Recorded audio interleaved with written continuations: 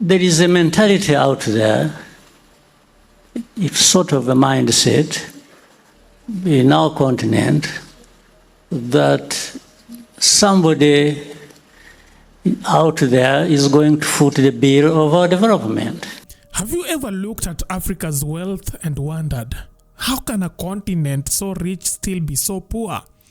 From the gold-laced rivers of the Democratic Republic of Congo to the mineral-rich soil of Burkina Faso, Africa is practically overflowing with natural resources. And yet, the continent continues to grapple with grinding poverty, political instability, and underdevelopment. Guess what? Will you believe if I tell you that the entire country of Burkina Faso could only boast of 3,000 kilometers paved road from independence till now? Will you believe me?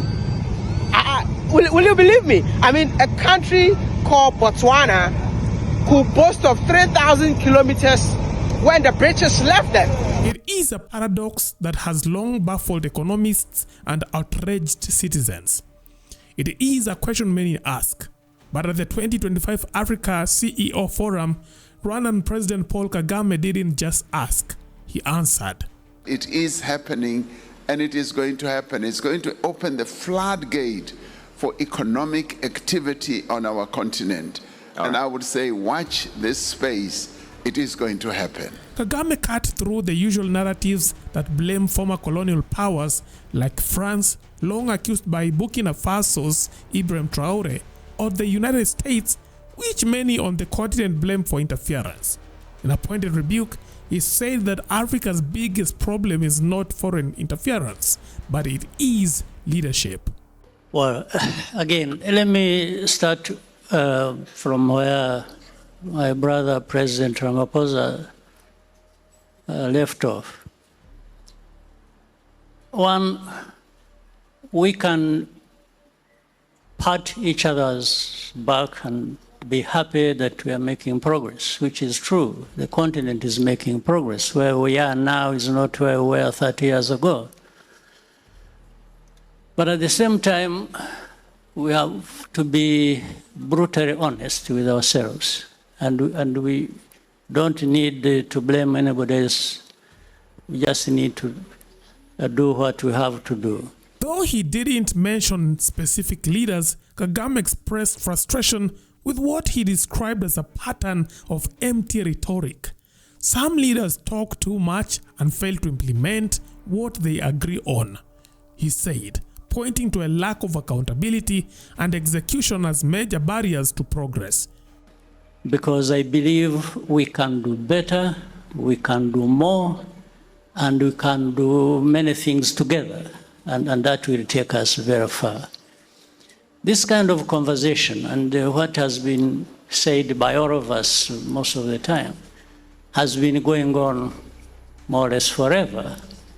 We talk about Africa's potential, we talk about, the partnership between the private sector and public sector.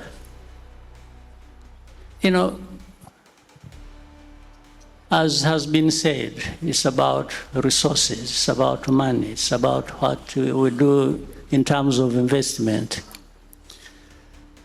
So we can't just appeal to the private sector to be part of that process, to join with the public sector and do what we need to do without incentivizing the private sector. Because there is a lot government can do to create these incentives. And that, it's about regulation, it's about laws, it's about all kinds of support that, and of course, a secure environment. We talk about good governance, we talk about earlier accountability was being talked about. These are real things that matter, and we should be making sure. If we don't, even to the question you've raised, we won't be making progress. Because, for example, let me go straight to the question.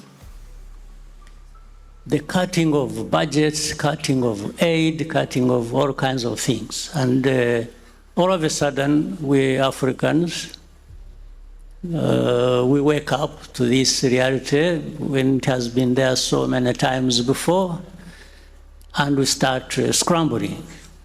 What do? No, what we need to do is what we should have done many years ago, and still we can't do it. There is a mentality out there, it's sort of a mindset in our continent that somebody out there is going to foot the bill of our development. And that has undermined our effort to contribute as much as we can ourselves for our own development. So what we need to do, I mean, we need to do what we started doing. The frustration here for me is, we talked about how I championed the reform and worked with many other leaders on different subjects. But there is a sense of frustration that what we have agreed, even at a continental level, involving all leaders and how regional communities should work, with the AU at a continental level, is not implemented. The systems are so bureaucratic that you imagine they live in another world, not this one that is so harsh to us that we need to be doing certain things certain ways without expecting that somebody will always be kind to us, and that's what we depend on almost forever.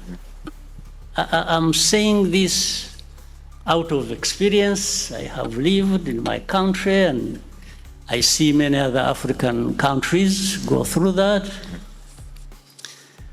So on one hand, there is everything in our hands to do whatever we need to do and benefit from that. On the other, we are expecting that somebody else will come and do what we need for ourselves. Right. So how can this go on forever? We have the knowledge, we have the vision, we have everything. We have resources, and we have organizations, we organize, we have. Africa should be far ahead of where we are now. And we shouldn't take any comfort that some progress has been made here or there. We just need to do what we have to do. Right. Yes, and we have all the means to do it. So we are actually our own problems. So if we addressed ourselves to this matter, that we need to work together, that we need to,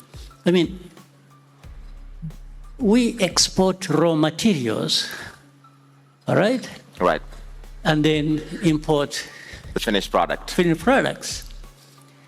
We export talent and then get experts coming to give us all kinds of things. Why don't we retain this talent and let the talent to do what we need them to do for ourselves? So it's a much deeper conversation you must have, and sometimes if we have to wash our dirty linen in public for the sake of making progress, then we still have to do it. But there is a sense of frustration that you cannot simply be comfortable about.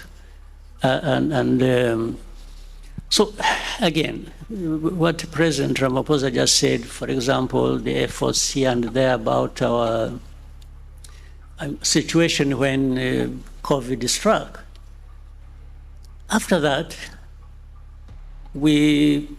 I was given the responsibility to champion the domestic financing for health. Right. some of these things we can, and you find in the mindsets of many people, they expect that somebody will do the funding. We can't tap into our own resources to the level that is required and to do exactly the things we agreed we should do, and some of us have tried to do, but it's not enough. Right. We need as many countries get involved on our continent as possible. All right. So I think there is more conversation to be had, and we should have it, maybe not on the stage like this. We need to be brutally honest with each other somewhere in different rooms, and I can promise you we are going to contribute to that. All right.